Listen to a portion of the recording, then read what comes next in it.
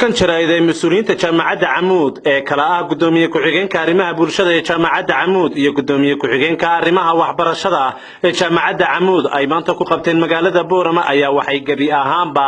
waxaan loo baahnayn kuna tilmaameen hadallada deelqaaf ah oo ka soo yeeray gudoomiyaha xisbiga mucaaradka ee Wixda Injineer Faysal Cali Waraabe kaasi oo ardayda jaamacadda Camuud iyo ardayda ka dhigata u abtirinayay sidoo kalena waxay kaga dareen celiyeen gurmadka ay u baahan yihiin dadka ku dhiftay duufaantii isaga ee gobolka Awdal iyo arrimo kale waxaana shirkan jaraa'id ka hadlay Dr. Maxamed Muuse Jibriil iyo Professor Maxamed Maxamuud Jaamac Diiriye oo ku hadlayay afka jaamacadda Camuud waxaana ay ka hadleen sida ay lagama maarmaanka u tahay arrimaha taakulaynta dadka tabaalaysan ee ay ku dhifatay duufaantu haddaan ku horeeyo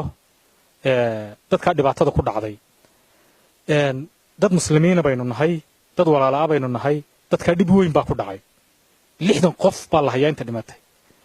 wali tira koob rasmiyana lama hayo dad buuraha ku go'doonsan baa jira beerahoodii way waayeen hantidoodiina way waayeen ninkii wax tari karaya ha taro ka waxba tari kareyna ha u duceeyo ka aan u ducaynayna carabkaaga ha ka nabad galaan baan leenahay maalmahan waxa ku arkay media iyo laga sheekaynayo 1 milyan wax alla waxay dadka ka qabanaysaa u taraysaa haba yaraatee ma jirto haba saahatee $10 hadii aad siisana kullay waxba u qaban laakiin lacag ay daba socoto sadaqad ay daba socoto mani qiimo doonaynaba to an mani daba socoto hadal daba socoto tashwiis daba socoto la siyaasadaynayo oo waxa ka soo gaadhayna had garanayso waxaan u maleynayaa taasi inay tashwiih gelinayso Dr. Maxamed Muuse Jibriil gudoomiye ku-xigeenka arrimaha waxbarashada ee jaamacadda Camuud oo hadalkiisa sii wata ayaa tilmaamay in xukuumadda looga dambeeyo arrimaha xiisada ka oogan deegaanka Tukaraq sidoo kalena waxa laga xishoodo oo ku tilmaamay in ganacsiga iyo qabyaaladda la isgeliyo waxana uu yiri way noocyo badan yihiin khilaafaadka bulshooyinka ama dalalka dhexmara khilaafkan maanta Soomaaliland iyo Puntland u dhaxeeya waa mid siyaasi ah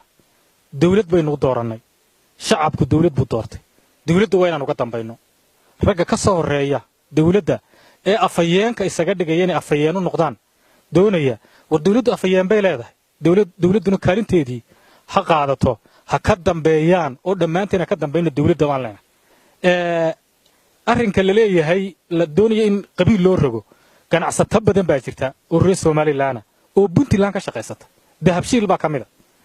tuulo wal ama tuulo kasta oo ku taala waxa weeyaan Puntland xafiis buu ku leeyahay waxa jira dad reer Puntland oo xawaalada kule Soomaaliland baa jira hudheelo waaweyn oo imika Hargeysa laga dhisaa jira sidaasi waa sidaynu rabno marka ganacsiga iyo waxbarashada iyaan la siyaasadeynin dadku ha kala xoogsadaan dambeyntii waxa mas'uuliyiinta jaamacadda Camuud gaashaanka u dareereen hadalla ay ku tilmaameen inuu deelqaaf yahay oo ka soo yeereen mid kamid ah siyaasiyiinta Soomaaliland oo u abtiriyay ardayda jaamacadda Camuud arrinka Camuud haddaanu imaad Camuud munashibiya ma hadee dawladda hoose